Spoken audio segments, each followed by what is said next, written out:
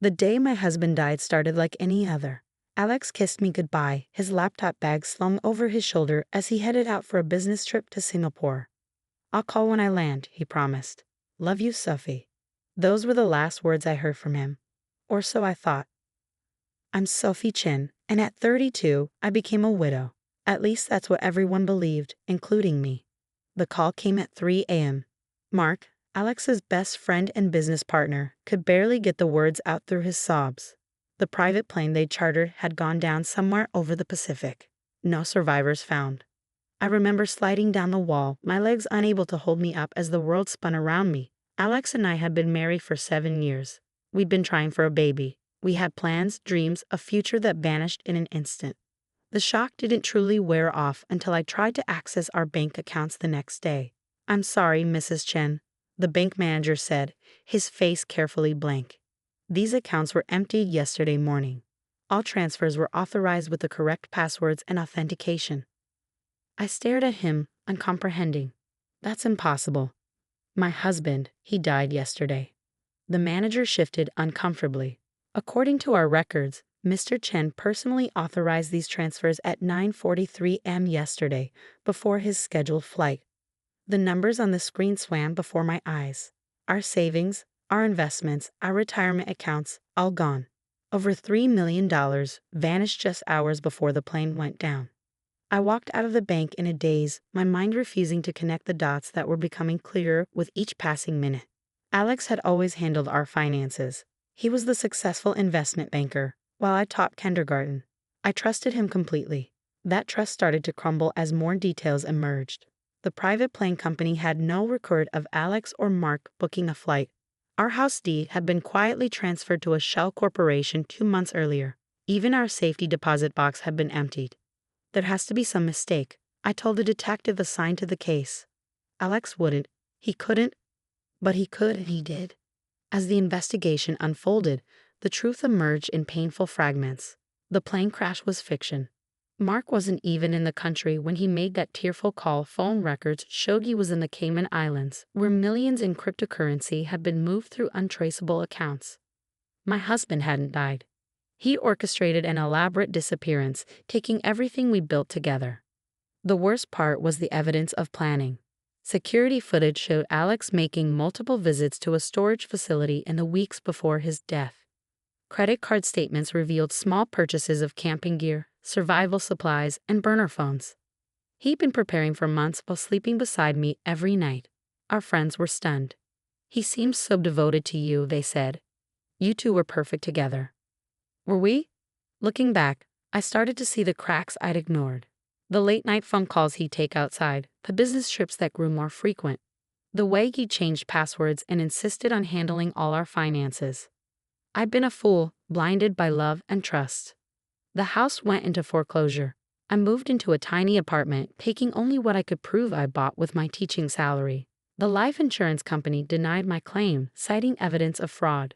Mark disappeared, his phones disconnected, his social media erased. Depression hit hard. I took leave from work, barely able to get out of bed. My sister Grace moved in temporarily, forcing me to eat, to shower, to keep living when all I wanted was to disappear like Alex had. "He's not worth this," she'd say, holding me through the nightmares. "You're stronger than what he did to you." But I didn't feel strong. I felt hollow, scraped empty of everything I thought I knew about love and trust. The students in my kindergarten class noticed the change in their usually cheerful teacher. Their innocent questions, "Why are you sad, Ms. Chen?"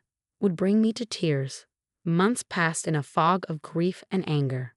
I went through the motions of living, teaching my class, paying my bills, trying to rebuild some semblance of normalcy. But every night, I'd lie awake wondering where Alex was, what he was doing with our money, whether any part of our marriage had been real. The police investigation stalled. Without a body, they couldn't prove death or fraud. International financial regulations made tracing the money nearly impossible. Alex had planned his escape meticulously, leaving no loose ends. Grace convinced me to start seeing a therapist, Dr. Martinez, who specialized in trauma and betrayal. In her quiet office, I began to unravel the threads of my marriage, seeing patterns I'd missed. "He love-bombed you," she explained. The whirlwind romance, the lavish gifts, the constant attention. It was all designed to create deep trust quickly. People like Alex are master manipulators. They study their targets, learning exactly how to make them feel special. I remembered our courtship, how he'd seemed too good to be true, sweeping me off my feet with grand gestures and declarations of love. How quickly he wanted to merge our lives, our finances, our futures. But 7 years, I whispered. Who could pretend for 7 years? Sociopaths can, she said gently. To them, relationships are transactions. They can mimic emotions perfectly while feeling nothing real underneath. The truth was like acid, burning away the last of my illusions.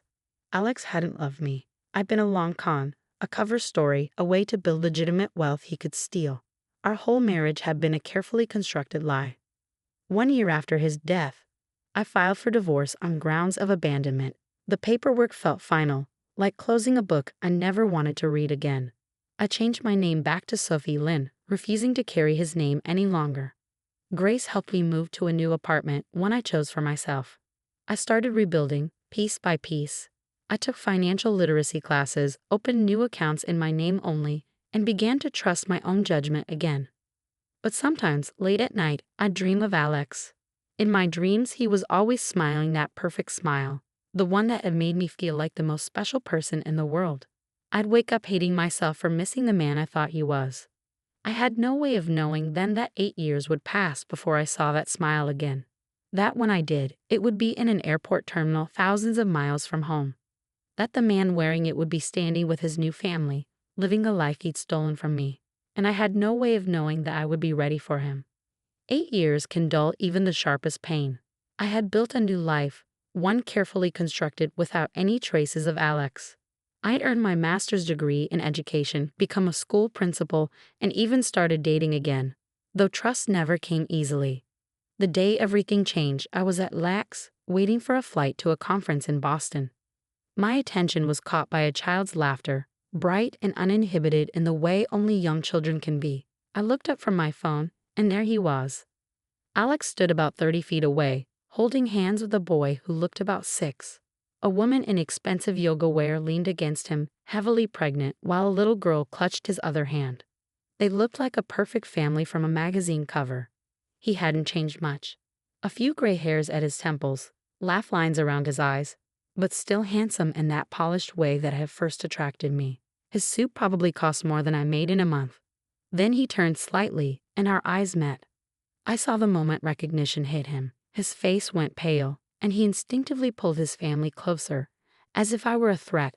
The woman, his new wife, noticed his tension and looked my way, confusion clear on her face. My hands didn't shake as I pulled out my phone. Years of therapy had prepared me for this moment, though I'd never truly believed it would come. I snapped several clear photos before he could react, then dialed a number I'd memorized long ago. Detective Rivera, remember that case from 8 years ago? I found him. Alex's expression shifted from shock to fear. He whispered something to his wife, who gathered the children and hurried toward their gate. But he stayed, watching me as I spoke to the detective who had never quite closed my case. When I hung up, he approached cautiously, like someone nearing a wild animal. "Sophie," he said softly, that familiar voice sending unwanted shivers down my spine. "Please, I have a family now." "You had a family before," I replied, my voice steady. "Or was I just a convenient mark?" He glanced nervously at the security cameras, the crowds flowing around us. "It wasn't like that. I was in trouble. I owe people money. Dangerous people. Disappearing was the only way out. And stealing every penny we had. Making me think you were dead. Was that the only way too?" "I can explain everything," he said, taking a step closer. "Maybe we could get coffee, talk somewhere private." "No," I cut him off firmly. "We're not going anywhere private. In fact, you might want to call your lawyer. The FBI is very interested in financial fraud cases involving fake deaths." His face hardened. "You don't want to do this, Sophie. Think about my kids." "I am thinking about them. I'm thinking about how they deserve to know who their father really is. Just like your wife deserves to know she married a con man." Security officers were approaching. I'd mentioned a possible fraud suspect when I called Rivera. Alex saw them too and straightened his designer jacket. "You're making a mistake," he said quietly. "I'm not the same person I was back then." I smiled, feeling calmer than I had in years. "That's where you're wrong, Alex. You're exactly the same person. You're still lying, still manipulating, still trying to protect yourself at everyone else's expense. The only difference is that this time, I can see right through you." The officers reached us. "Sir, we need you to come with us." Alex's mask slipped for just a moment, and I saw the cold calculation in his eyes that I'd been too blind to notice during our marriage. Then it was gone, replaced by a businessman's polite confusion. "There must be some mistake," he said smoothly. "I have a flight to catch." "No mistake, Mr. Chen. Or are you going by a different name these days?" His new wife was watching from their gate, concern evident on her face as she held their children close. My heart ached for them, innocent victims who would soon have their world shattered, just as mine had been. As the officers led Alex away, I saw him reach for his phone, probably calling the high-powered lawyers that our stolen money had bought. But it didn't matter. I had what I needed: proof that he was alive, evidence of his new identity, and enough photos to ensure he couldn't disappear again. Detective Rivera arrived within the hour, along with 2 FBI agents. They took my statement in a private office, documenting everything about Alex's new life that I'd observed. "He's using the name Alexander Whitman now," one agent told me. "Looks like he's been running a successful investment firm in Vancouver. Married, 2 kids, third on the way. On paper, he's the perfect citizen." "He always was good at appearances," I said. As I watched them coordinate with Canadian authorities, I felt a strange mix of emotions. There was satisfaction, yes, but also sadness for his children, and something else: relief. Relief that I could finally stop wondering, stop looking over my shoulder, stop feeling like a fool for not seeing through him sooner. My phone buzzed with a text from Grace. "Did they get him?" "Yes," I replied. "It's finally over." But I had no idea then just how wrong I was. It wasn't over. It was just beginning. The arrest of Alexander Whitman, formerly known as Alex Chen, made international headlines. Dead husband found living double life. Multi-million-dollar fraud scheme exposed. The story was too sensational to ignore. His new wife, Rebecca, reached out to me through her lawyer. She wanted to meet, to understand. We arranged to talk at a neutral location, a hotel conference room with our attorneys present. She was beautiful, younger than me, and visibly pregnant. Her eyes were red from crying, but she held herself with dignity. "Did you know?" she asked immediately. "Was any part of your marriage real?" I shook my head. I'm still asking myself the same questions. I thought we were happy. I never saw it coming. She broke down then, her composed facade crumbling. 7 years, she sobbed. "We've been married 7 years. Our children." What do I tell our children? The parallel wasn't lost on me. 7 years of marriage before he destroyed everything. I wondered if he planned to disappear on her too, eventually. The legal proceedings were complex, spanning multiple jurisdictions. The FBI uncovered a web of financial fraud stretching back decades. Alex hadn't just stolen from me. There were other victims, other schemes, other lives he'd ruined. His firm in Vancouver was built on stolen money and fake credentials. Clients' investments had been mismanaged, funds diverted to offshore accounts. The total amount stolen was staggering, over $50 million. Mark, his old friend who had helped fake his death, was found in Thailand and extradited. He broke down under questioning, revealing everything. The plan had been in motion for years before Alex died. They had set up shell companies, established false identities, created an entire shadow financial network. I testified at the trial, facing Alex across the courtroom. He looked smaller somehow, his expensive suits replaced by prison orange. The confident mask was gone, replaced by desperation as the evidence mounted. "Please," he begged when given a chance to speak. "I did it for my family. I needed to protect them." "Which family?" the prosecutor asked coldly. "The one you abandoned or the one you lied to?" The verdict was unanimous, guilty on all counts. The judge showed no mercy, citing the calculated nature of his crimes and the devastating impact on his victims. 25 years, she pronounced. No possibility of parole for 15. Rebecca divorced him immediately. We developed an unlikely friendship, supporting each other through the media circus and legal aftermath. Her children would need therapy just as I had. But they were young. They would recover. build new memories, understand eventually that their father's actions weren't their fault. The recovered money was divided among his victims. I received back most of what he'd stolen from me, plus interest and damages. But the real victory wasn't financial.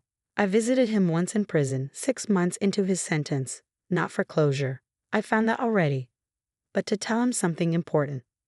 I forgive you, I said through the glass partition. Not for you, but for me. I'm done letting what you did define my life. He stared at me, that manipulative charm finally stripped away. How? He whispered. How can you forgive me? Because I'm stronger than what you did to me. I always was. You just helped me realize it. I stood up to leave, but paused. One more thing. Rebecca and I are starting a support group for victims of financial fraud. Your story is helping other people protect themselves. So in a way, you finally did something good. As I walked out of the prison, my phone buzzed. A text from my boyfriend James, a kind, honest man I'd met through my school's parent association. Proud of you, it read. Dinner tonight? I smiled, remembering how long it had taken me to trust again, to believe that love didn't have to be a weapon. James had been patient, understanding that my walls were built from hard experience. That evening over dinner, he proposed.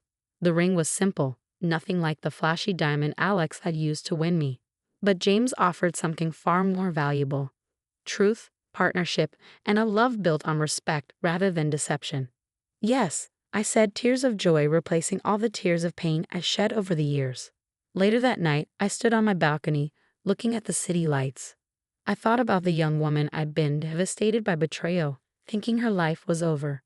I wish I could tell her that the end of one story was just the beginning of a better one. My phone buzzed with a text from Rebecca. Support group meeting tomorrow. 5 new members. We're making a difference. I smiled, thinking about how life's darkest moments can lead to unexpected light. Alex had tried to destroy me, but instead he forced me to discover my own strength. His betrayal had led me to help others, to find real love, to become someone I was proud to be. The next morning, I walked into my school office, where pictures of my students lined the walls. Their trust and innocence reminded me daily why honesty matters, why integrity is worth protecting. A news alert popped up on my phone.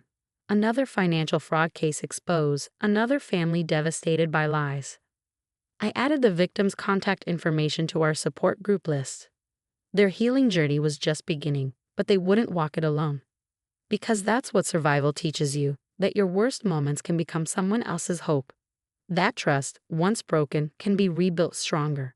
That love, real love, is worth the risk. Alex would serve his time, his children would grow up, and life would go on. But his greatest legacy wasn't the pain he caused. It was the strength he inadvertently gave to those he tried to break. Sometimes I still dream of that day in the airport, of seeing him with his new family. But now the dreams don't hurt. They remind me of how far I've come, of what I've built from the ashes of his deception. James and I married in a small ceremony, surrounded by real friends and honest love. Rebecca was my maid of honor, a twist of fate neither of us could have predicted. Her children call me Aunt Sophie, and they're growing up knowing that truth matters more than appearances. Life has a way of coming full circle. 8 years after my world shattered, I stood in front of our support group, sharing my story one last time before passing the leadership to Rebecca. Rock bottom, I told them, is where you discover what you're made of. And sometimes, the people who try to destroy you end up giving you your greatest strength.